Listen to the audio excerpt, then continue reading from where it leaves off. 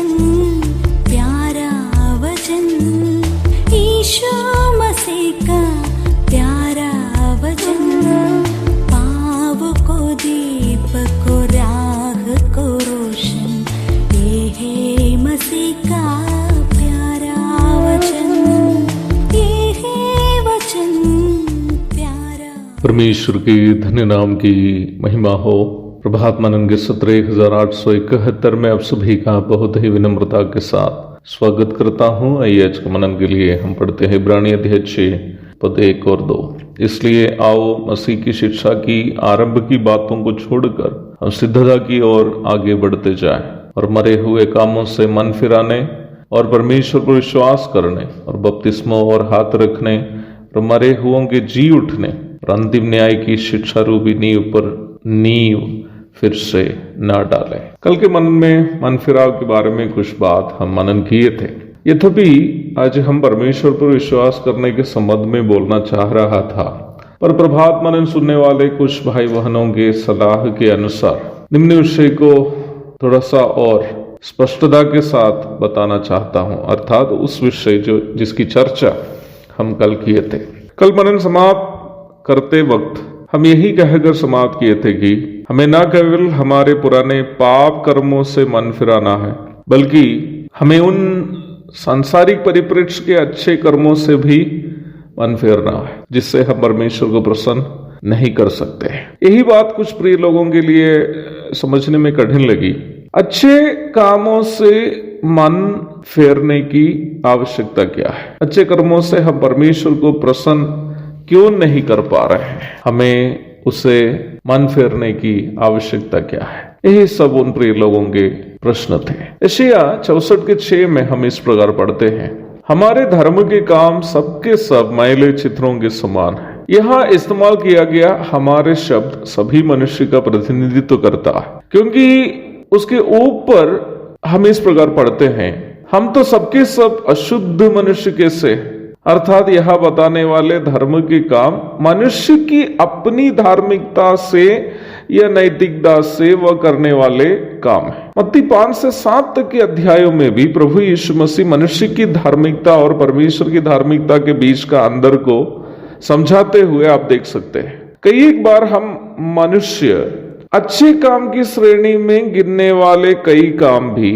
सांसारिक स्तर के ही अच्छे काम होते हैं। उन कामों से हम कभी भी परमेश्वर को खुश नहीं कर सकते। A number of times the good works we do are good works only in the standard of world by which we can never ever please God.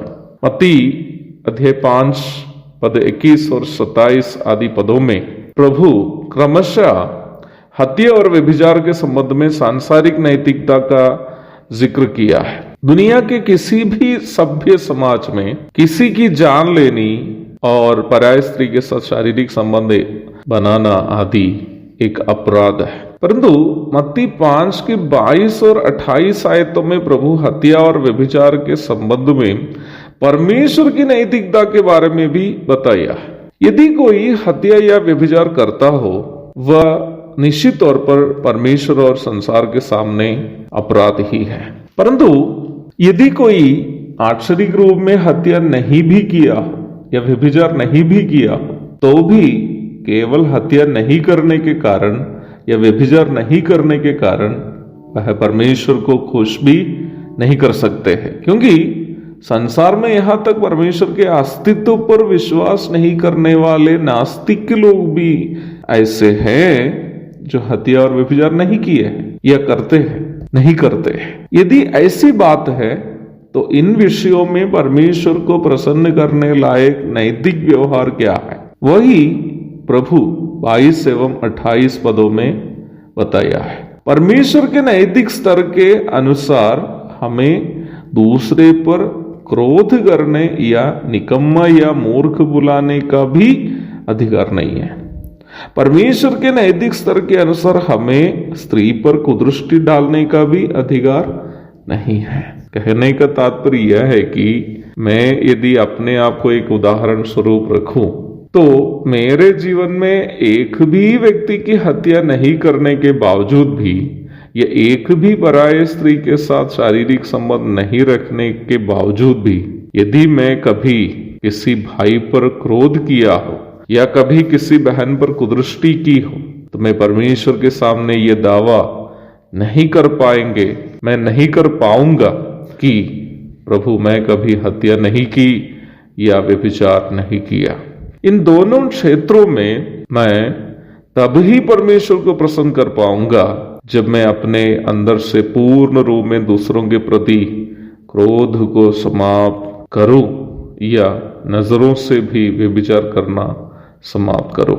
अर्थात मुझे हत्या नहीं की या व्यभिचार नहीं किया बोलकर घमंड करने के लिए कुछ भी नहीं है, बल्कि मुझे मेरे क्रोध करने का या कुदृष्टि डालने का स्वभाव दोनों से मन फिरना है। तभी मैं इन क्षेत्रों में परमेश्वर को प्रसन्न कर पाऊंगा, क्योंकि परमेश्वर के नैतिक स्तर वही है। इसी प्रकार हम अपने जीवन के हर क्षेत्र में परमेश्वर को तभी अपने कामों से प्रसन्न कर पाएंगे जब हम उन कामों को परमेश्वर के नैतिक स्तर में करेंगे।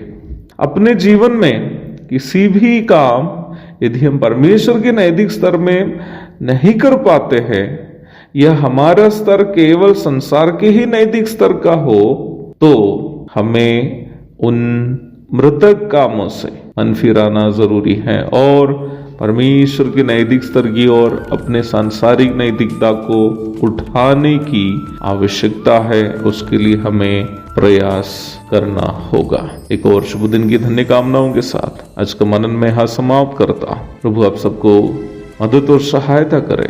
प्रभु के धन्य नाम की महिमा हो। आमीन।